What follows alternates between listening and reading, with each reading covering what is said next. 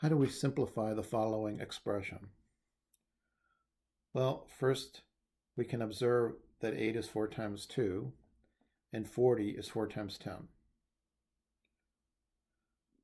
And next we can apply the cited rule to write each number under its own radical sign. So we get the square root of 4 times the square root of 2 times the square root of 4 times the square root of 10. And then we just observe that the square root of 4 is 2.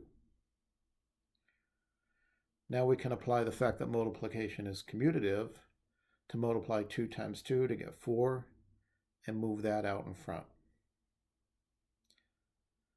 We can also apply the same rule again to write the square root of 10 as the square root of 2 times the square root of 5. And now we can apply the fact that multiplication is associative to regroup the terms and then apply the cited rule for square roots to say that the square root of 2 times the square root of 2 is 2. So we get 4 times 2 times the square root of 5, and 4 times 2 is 8, and that's our final answer.